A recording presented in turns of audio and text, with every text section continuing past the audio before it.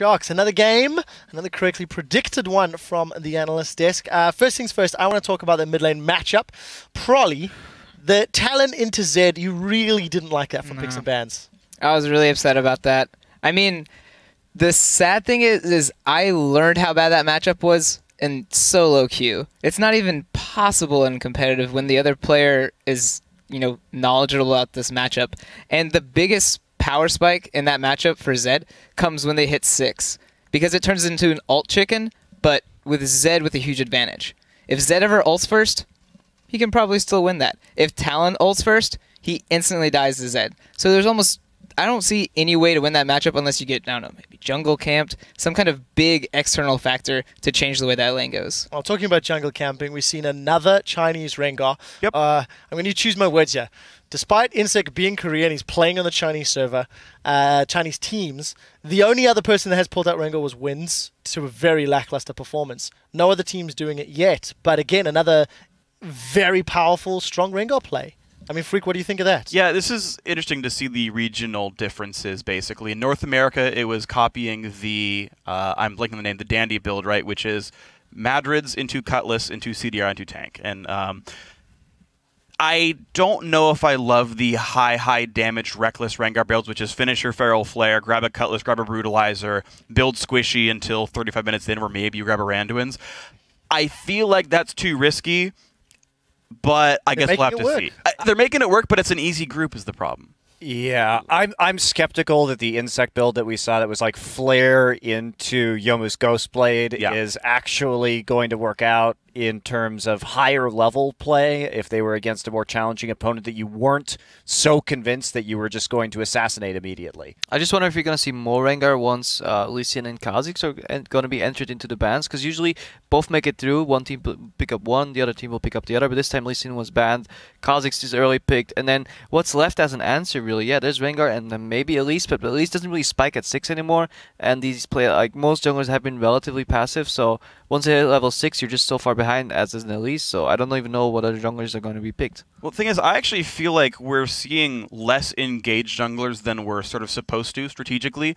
Like, I do understand why Kha'Zix is good, I understand why Rengar is good and all this, but like, I feel like we're missing all the Vys and the Jarvans that are still incredibly good, still good damage, decent duelist, but actually good at ganking junglers. And especially when we see so many mid-lane focused matchups, you grab a champion like Kha'Zix, who doesn't have the best ganks, whereas when we saw like Gilius's Jarvan, he actually had some good things going for him, and I'm just sort of surprised to see less gank-focused junglers, basically.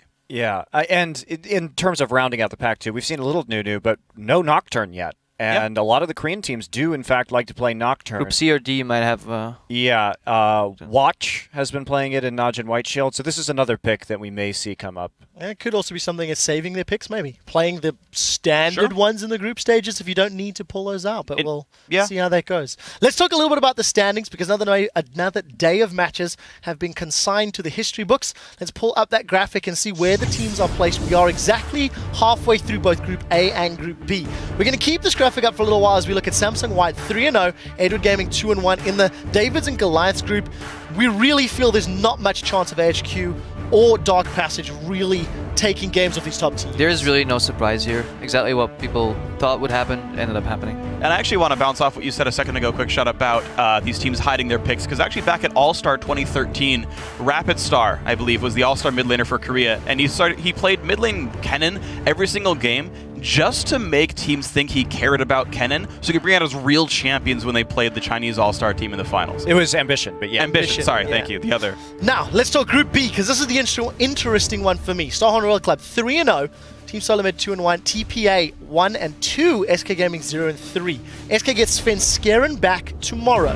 TPA and TSM going to be looking at who's going to get that next matchup between them. And there's a possibility that second place could be up for grabs. Yeah, there is an outside shot that we have a 3-way tie for second place if SK Gaming can win all 3 of their games, and we can see TPA kind of take out TSM. Now, realistically, I think SK Gaming is probably going to lose to Royal Club, but they can still play the spoiler here, and that's what's so interesting, is that this now full-power SK Gaming could, in fact, knock somebody out of that second seed. Well, there's actually 2 ways it can go. They can still lose to Royal Club. They just need TPA to beat TSM. Just kind of flip the group around, you've got a three-way tie. Or, yes, they beat Royal Club. Then they're actually in control of their own destiny. They can go 3-3 and just be a likely second place auto berth. It's going to be an interesting one to talk about. Prolly, what's your take after seeing TPA, TSM, SK? Is there room for these upsets? I mean, we still feel Royal Club are the favorites, but they were pushed super hard today by an SK squad with a sub. It has been touched on a lot these last couple of days, but I think Switzerland coming back into the team is going to kind of light a fire. They're going to look at their losses and go, we could have won that game. And I think when he comes back in, they are going to kind of bring it back in the group stage.